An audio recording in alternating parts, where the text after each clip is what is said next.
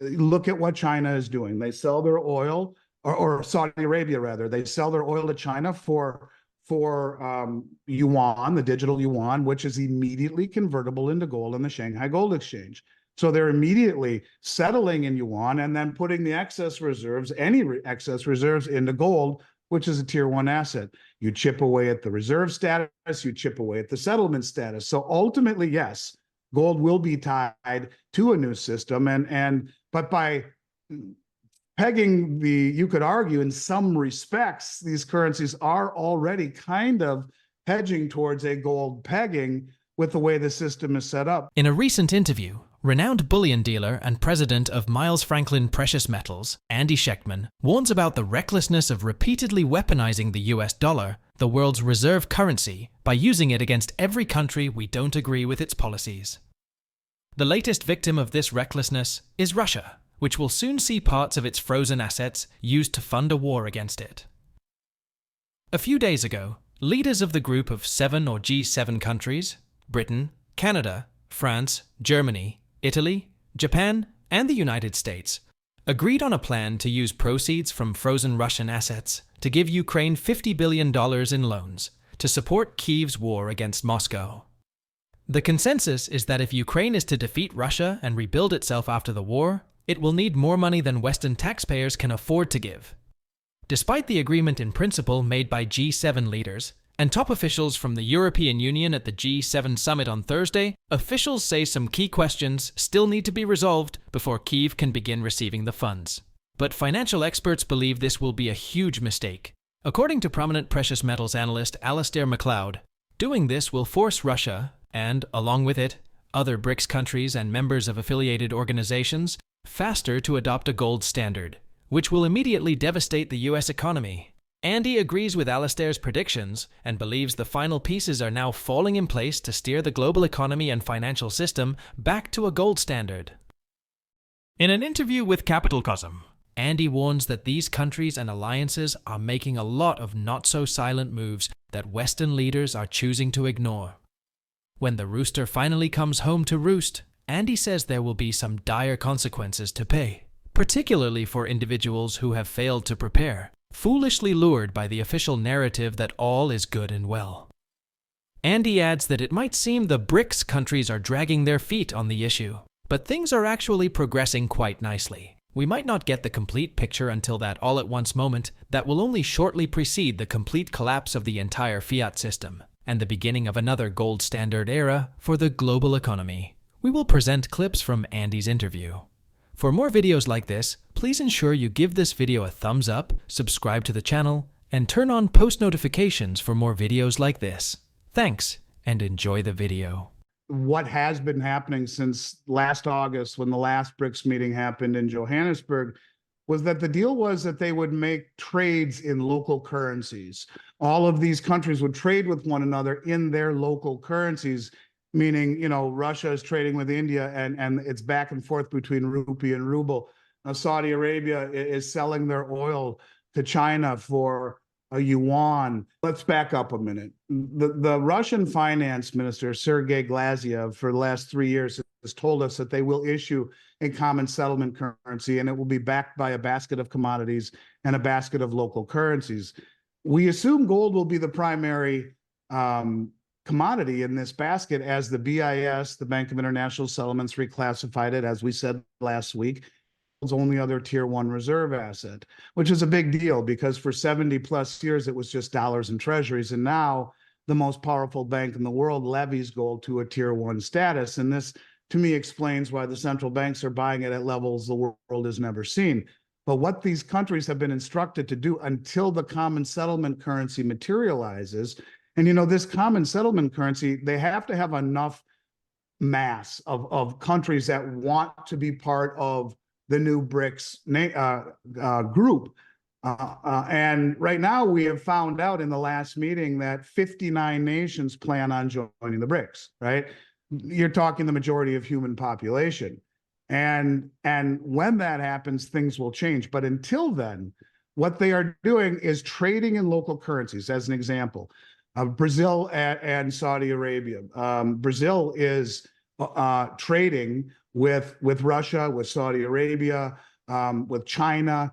They are using, well, for example, with China right now, they are selling their coins, their corn coins, their corn and their soybeans for yuan, which is immediately convertible into gold on the Shanghai Gold Exchange. So they're not settling in dollars, first and foremost. And the settling in yuan or in real or in rupee or in ruble, any of these currencies, chips away at the settlement status of the dollar. But what they are also doing at the same time, you see, part of the petrodollar deal, and most of these countries have done something similar, even outside of oil, as it pertains to all of their excess reserves, was that you would sell in dollars and then take the excess reserves and put them in U.S. treasuries.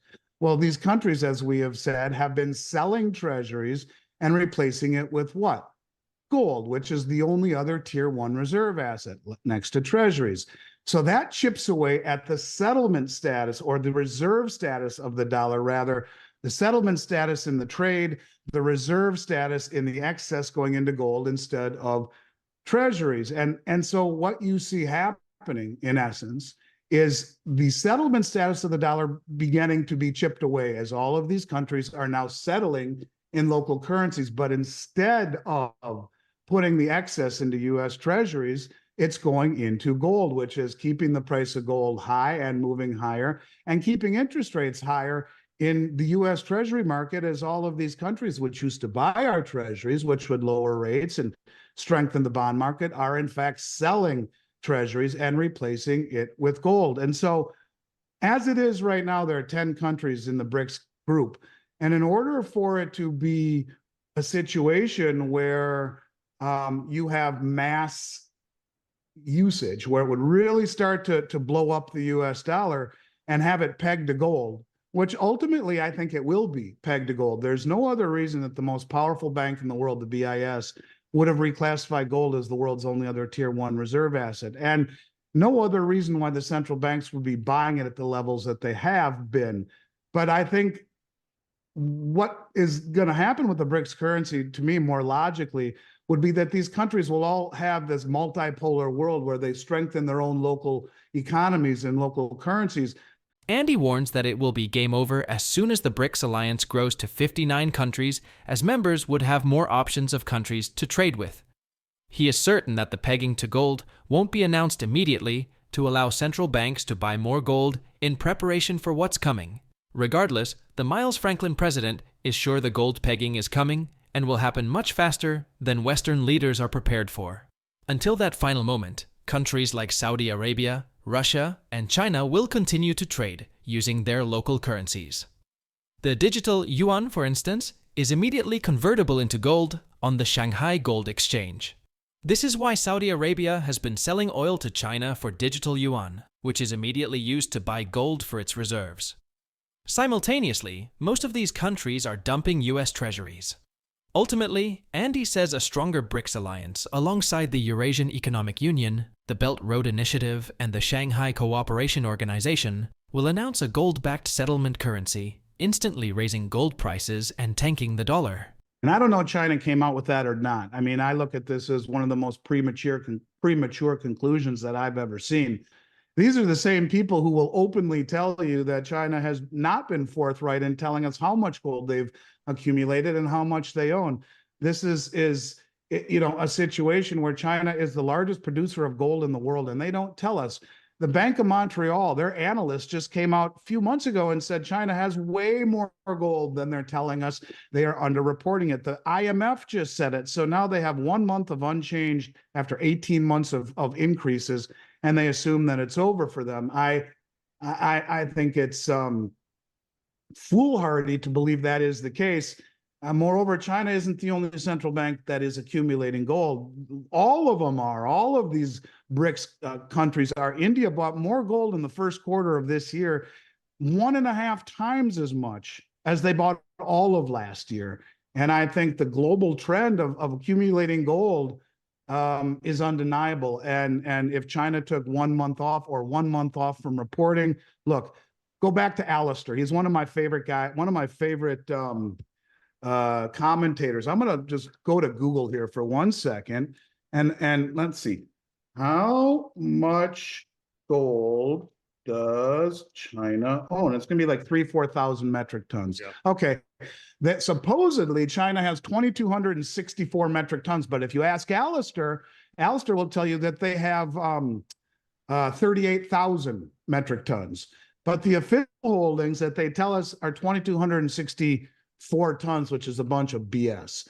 My point to you is that this article, this Western-derived article saying, "Oh, they're done buying," is a bunch of bullshit. Pardon my French, but it is, and it's in every way. It's just Western nonsense. This is the rhetoric that the West uses to paint a poor picture for the price of gold, and it's more along the lines of it was one of the largest short positions in open interest I've ever seen on COMEX. The commercial banks, who are massively short, are freaking out, tried to drive down the price and hoodwink the managed money into going short, and the commercial banks going long, realizing in this environment being naked short is about as dumb as a mud wall. So I would simply say to you, I don't take that article with even a grain of salt as being legit.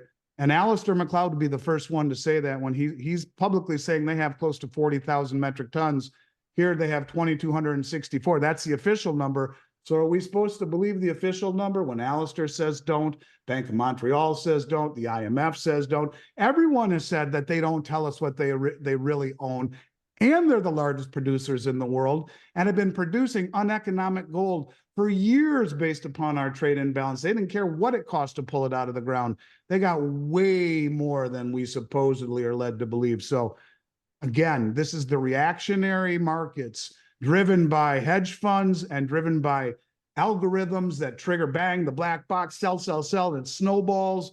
It's a bunch of crap, Danny. It truly is. And if anyone is laughing, it's the Chinese. Russian President Vladimir Putin has reacted to what he describes as the theft of Russian foreign reserves, vowing that all concerned parties will suffer great consequences if they proceed.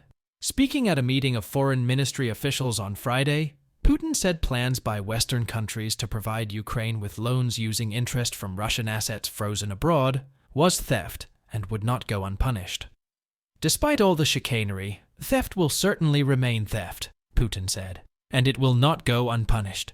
Now, it is becoming obvious to all countries, companies, and sovereign funds that their asset and reserves are far from safe in both the legal and economic sense of the word. Anyone could be next in line for expropriation by the US and the West. Please comment below with your thoughts on Andy's interview and Putin's latest warning for Western leaders. Also, ensure you smash the like button, subscribe to the channel, and turn on the notifications bell for more videos on gold, silver, and other metals and commodities. Thanks for watching, and see you in the next one.